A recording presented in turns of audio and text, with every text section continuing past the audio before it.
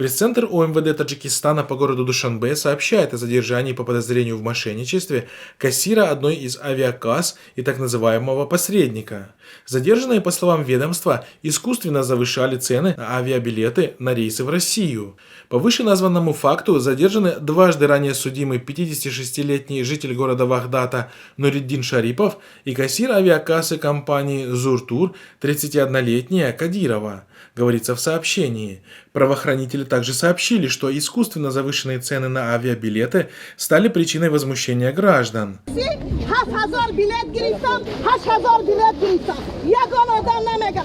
Напомним, что ранее цены на авиабилеты в Россию возмутили жителей Таджикистана, собравшихся в очереди за приобретением билетов у одной из столичных авиакасс.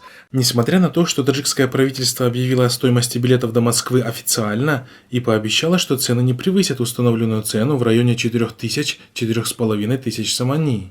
Люди, стоявшие в очереди, высказывали свое негодование и возмущение ценами на авиабилеты и тем, что правительство в очередной раз не сдержало свое обещание. Ни для кого в Таджикистане не является секретом, что рынок авиаперевозок в стране контролирует семья президента, а именно его дочь Тахмина Рахмон. Радио Азади опубликовало журналистское расследование, касающееся этой темы, где собрало все факты, указывающие на то, что дочь президента и ее муж Зарифбек Давлатов полностью контролируют продажу авиабилетов в Таджикистане посредством компании Агентства воздушных сообщений, владельцами которой они являются, так как только эта компания имеет право на продажу авиабилетов на территории страны. По мнению наблюдателей на местах, задержанные являются лишь козлами отпущения, чтобы отвести народный гнев от семьи президента.